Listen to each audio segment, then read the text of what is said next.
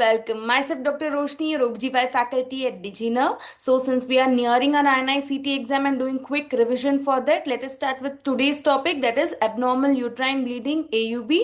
Yes, definitely there is a question in all your exams on AUB. Mostly the questions are on management. Let us do a quick revision of what is the initial history that you should know and how will you manage such case. So, to begin with, by definition, what is AUB?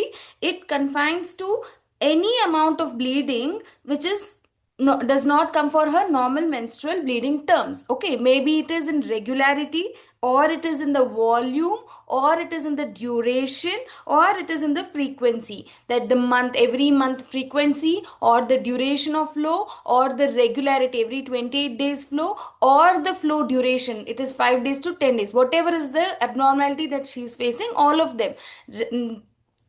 So these are the four things that you should know: volume, regularity, duration, and frequency. Okay, all these things you should know. And this normal, what is the normal menstruation interval is 21 to 35 days. Regularity, it is usually regular, and duration is 3 to 5 days of flow, and amount is 35 ml on average of 20 to 80 ml. Okay, this is the normal menstruation.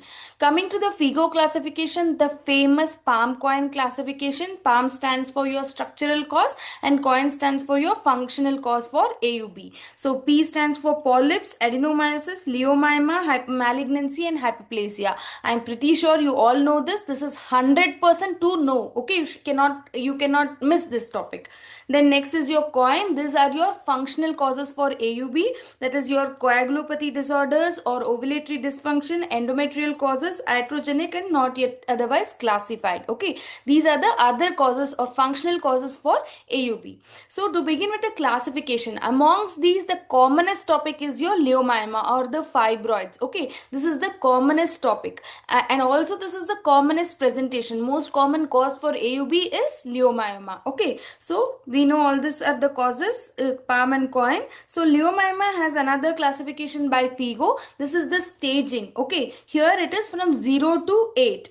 0 is your pedunculated submucosal. It starts from intracavitary. Okay, imagine like that, from inside out it is going. So inside is completely inside, a pedunculated inside fibroid, that is your 0. Okay, inside it is like a 0 standing, you can remember like that. So from inside, okay, from inside it is going out. So completely inside a pedunculated is 0, and everything is in relation to the intramural. Mural means the muscle layer, in relation to that of a muscle layer. So intramural, less than 50% intramural, that means it is a submucosal fibroid, but less than 50% is intramural, and more than 50% is intramural, that is stage 2. This is still 2 is your submucosal fibroid. Others are again from 3. Okay, completely intramural, 100% intramural. 4 is intramural. Just in 3 it is just in contact with the endometrium. It is intramural only, but it just touches the endometrium like that. In 4 it is completely intramural, neither touching the endometrium nor touching the subserosal layer. And in 5 it is subserosal, but it is more than 50% intramural. And in 6 it is subserosal, but it is less than 50% intramural, so it is going outward slowly. And then finally 7 is subserosal pedunculated, and last is otherwise like a cervical fibroid or a broad ligament fibroid. Other than this will come under stage 5. Coming to the important question in this is, what are hybrid fibroids? Okay, hybrid fibroids are from number 2 to 5. Okay, from number 2 to 5 are your hybrid fibroids. This is what you should remember. Next, coming to the different terminologies in AUB. What is HMB? That is heavy menstrual bleeding. What is IMB? Intermenstrual bleeding. Acute is when it is requiring immediate attention. Chronic, when these complaints are lasting more than 6 months. Okay, then it becomes a chronic bleeding. AUB does not include causes from other than uterus and cervix. Maybe if it is from the vagina and vulva, it does not include. Lower genital tract is not involved in AUB. Coming to the investigations. Yes, so your questions usually starts from here. Be it in classification, next commonest is investigation, and last commonest is your management. So investigation, any patient with AUB, first thing you should see is her CBC, isn't it? Her complete blood count to know whether she is anemic, whether to admit her blood transfusion, or iron tablet. So that is what you should do first. Then in a reproductive age group patient, any reproductive age group patient with abnormal uterine bleeding complaint is there right now profusely bleeding, you should always rule out. Yes, you should rule out pregnancy. So UPT has to be done after that. After this, you should evaluate her thoroughly for her bleeding. Amongst the blood or the hormonal endocrine organ, which is the commonest causing for AUB, will be your TFT. That is your thyroid values. So hypothyroidism also can cause abnormal bleeding, even hyper. So you have to rule out thyroid causes. After that, you can get a scan done. These are the basic investigation which you should know. Okay, so this is how you evaluate. You have to get a scan done to know, especially the fibroids and polyps. Okay, fibroid, polyp, or adenomyomas can be best seen on the scan. Okay, so this is the one. Then comes your pap smear. Okay, pap smear is best for your intermenstrual bleeding or postcoital bleeding. If any history is given as postcoital or intermenstrual bleeding, then you should 100% do a pap smear. Okay, so these are the common investigation. Other than this, what you can do is your saline sonography. Okay, they will ask you what is saline sonography. You infuse fluid saline into the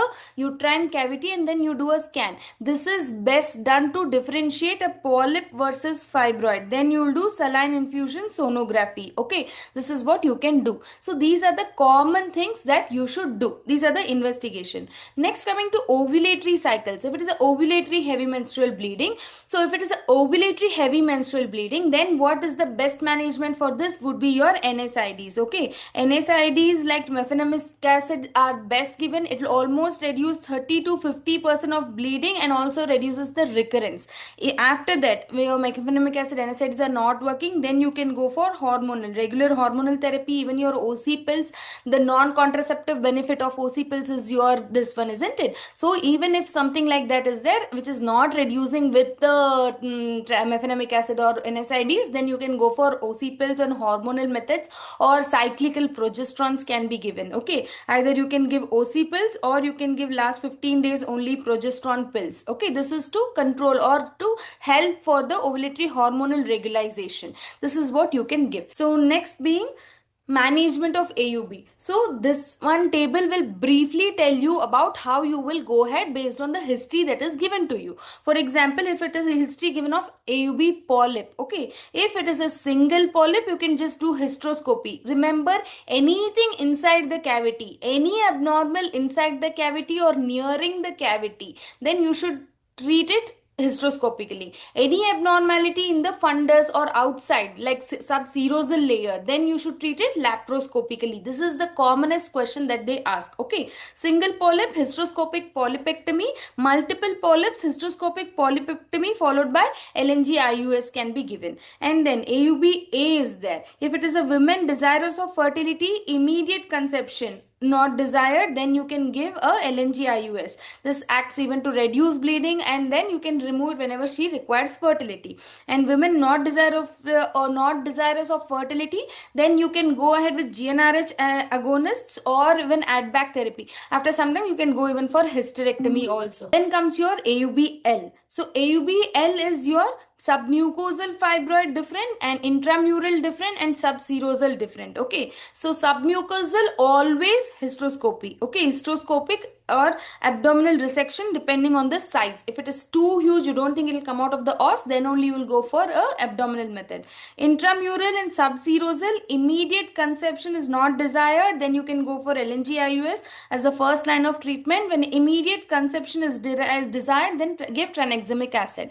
Even a myomectomy can be done based on the size of this one. So how you will treat depends on the age of the patient, size of the fibroid and location of the fibroid. Okay, all these things will altogether is included to know what is the mode of management that you want to do. Women more than 40 years, fertility not desired, best would be hysterectomy. Women more than 40 years and fertility is desired, then long term management of AUBL will be with your LNG-IUS. Short term management will be your GnRH agonists, that is you want some time to build up her hemoglobin or to regularize her other comorbidities, like maybe she's diabetic, hypertensive, so other comorbidities, to regularize that you want to buy some time, then you can go for GnRH analogs. Okay, that is not a full term or a long term management, that will act only till the drug is there. After that it will again grow back, so that is why that is a short term. Always along with that there will be a add back therapy. Then AB malignancy, based on the malignancy, if it is atypical hyperplasia without any atypia, or endometrial hyperplasia without atypia, you treat it by simple hysterectomy. With atypia, based on the staging you will decide. Okay, or LNG-IUS can be used as first line treatment for without atypia. Coming to one more term, metropathia hemorrhagica, or your Sherrod's disease. So here again multiple times these question comes. So what is this? It is a special type of anovulatory bleeding seen in a perimenopausal age group patient, that is around 40 to 45 years. This is how they bleed. So initially they start delaying their cycles. Every 3 months they start delaying their cycles.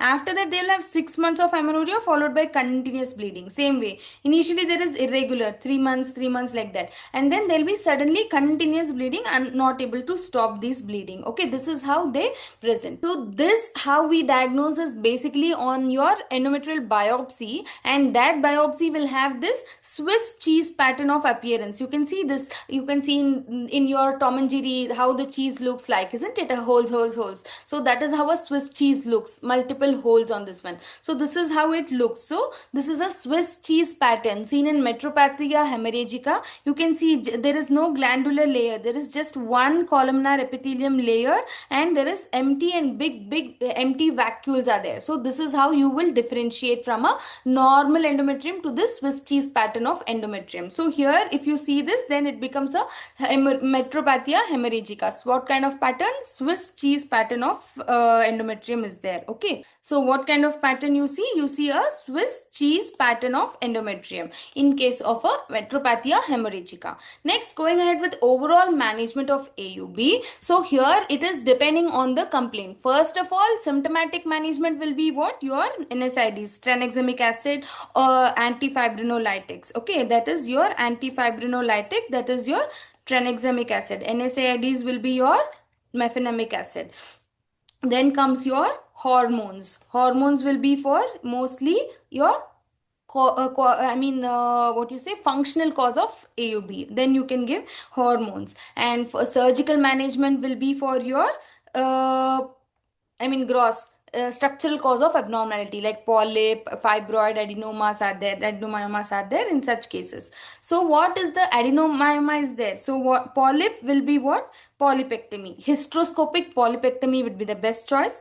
Then if it is a fibroid, based on the age of the patient, if it is young, you go for myomectomy, who wants to preserve her fertility. If it is an elder patient and huge fibroids and symptomatic, then you can go for surgery. And if it is small fibroid, maybe if they give 1 into 2 centimeters small fibroid, non-symptomatic, then you can leave it alone. No, nothing much to do. Okay, then that is the surgical management. Then adenomyomas are there. Then you can go for adenomyomectomies or ablation kind of procedures. So this is the newer thing that you should know, the ablation kind of procedures. So what are the minimal invasive procedures? You can do DNC, that is your dilatation and curettage, endometrial sampling that we were telling. Okay, whenever you want to treat a case of AUB, especially if she is an elderly patient, if they give you in your history saying she is more than 40 years or such cases with having AUB, before putting any treatment, or you can just give your tranexamic acid or your mefenamic acid, that's all. Other than that, putting any hormones or polypectomy, anything you want to do, you should always know the diagnosis thoroughly. So before putting your hormones, since you should know what is the best first treatment that you will do, before starting anything, you should do a DNC or endometrial sampling, that you will curate and send the test for pathology for HPE. So this HPE result will tell whether you can give hormones or you have to require a surgical management or you want a onco treatment. Okay. So though it is a diagnostic to know what is the cause, 30 to 40% are relieved from menorrhagia for a short period. Also they are permanently relieved, especially if it is just one or twice that this incidence has happened. Useful in stopping bleeding in acute AUBs. Then second mode of management, minimal invasive, will be your hysteroscopic ablation. Laser ablation using Nd:YAG laser or TCREs, that is roller ball or resectoscope. Effective, but long term benefit is still not much there. Learning curve and expertise in hysteroscopy is needed for this. Okay, this is the drawback. Then coming to this hysteroscopic or ablation therapies, remember, before doing any ablation therapy, the endometrium has to be thinned out. You should know, you should do a endometrial sampling and make sure that it is not a CA. So once you do a ablation, you won't get any endometrial tissue to know what is the cause. So that is why before that you should always do, before any ablation surgeries, you should always do endometrial sampling. Okay, so it is must before hormonals, before surgical management or minimal invasive, whatever it is, first you should always do your endometrial sampling. Okay, so for this, first you should thin out the endometrium. You should make sure the endometrium is between 4 to 5 mm. Okay, then this is the coming to the indications. Okay, choosing a patient for endometrial ablation is very, we should be very cautious. If she is desiring fertility, okay, you should never do a endometrial ablation. Following this, you cannot give any assurity of the fertility. So you should not do. Okay. So for whom you can do? For whom family is completed and their only aim is to preserve uterus. Okay, preserve uterus and not wanting major surgery. Okay, major surgery is not wanting and they want to preserve uterus only in them, and uterus should be less than 12 weeks of size, then only you can do. Okay, it should be less than 12 weeks of size, and you should not be having any other like endometrial CA or any unknown cause for abnormal uterine bleeding. It should be a thorough defined cause. Okay, after knowing the cause and making sure that she is not fit for surgery or she's not wanting major surgery or she's completed her family, then only you will go for this endometrial ablation procedures. Okay, the most common complication of this will be your uterine perforation and fluid overload. Okay, these are the common complications of endometrial ablation procedures.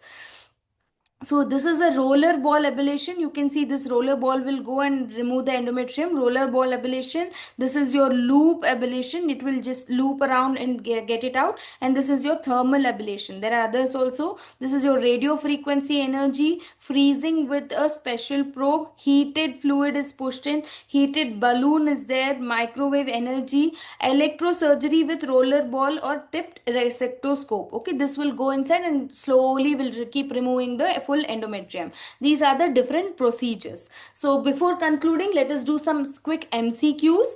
Most common benign tumor of uterus causing abnormal uterine bleeding is Leiomyomas. Fibroids are the commonest cause. Then coming to a 58-year-old nulliparous postmenopausal woman presented with chief complaints of menorrhagia. Okay, 58-year-old postmenopausal bleeding it is. And she is also hypertensive and diabetic. The probable causes, yes, endometrial CA has a corpus cancer syndrome. Okay, it is called corpus cancer syndrome. This is one important syndrome that you should know. This has a triad, that is AUB, then diabetes, obesity. Okay, hypertensive, diabetes, obesity associated with AUB or postmenopausal bleeding, then you should always suspect a case of endometrial CA. So this is the correct answer. Next question will be, so this is the correct answer. I'm sorry. Next, the following can be used for management of abnormal uterine bleeding except tranexamic acid. Yes, we told this is the first line of management. Then oral contraceptives. Yes, this is one of the non-contraceptive benefits of OC pills. GnRH antagonist. Is it antagonist or agonists? It is GnRH agonists we use, not antagonists. So this will be the correct answer. LNG-IUS, yes, we use. Last question. Ureter and uterine vessels are laterally pushed in fibroid is seen in which of the following? Okay, since we did not discuss much of fibroid, I've put this question. So this is the uterus, this is the broad ligament, isn't it? So usually uterus is here. I mean, the uterine arteries and ureters run here, isn't it? So if it is a pure broad ligament fibroid, then it will be medial to the fibroid, whereas as they have given, uterines and uterus are laterally pushed. Okay, so laterally pushed means it is uterines and uterines are here, so that makes it what? If this is the uterus, so here this is a uterine fibroid. Okay, lateral wall fibroid, that is why your uterines and ureter are pushed laterally. In case of broad ligament fibroid, they get pushed medially, so it is medial to the fibroid. So this is a false broad ligament fibroid. Next question. A 52-year-old female is experiencing heavy menstrual bleeding for the past 3 months. She came to our clinic. On examination, uterus was palpable as 20 weeks of gestation. 52-year-old with 20 weeks large fibroid. What is the common treatment for this patient? If the same patient was 52 years and had only 1 centimeter fibroid, then you would have not done anything. Since it's a 20 weeks fibroid, then you have to do hysterectomy. When do we do hysterotomy? To remove the abortions of fetus. In case when you do a small incision before even the viability, then it is called as hysterotomy. Okay, here it is hysterectomy. So this ends your abnormal uterine bleeding. I hope this helps in your INI-CET exam. All the best. Thank you.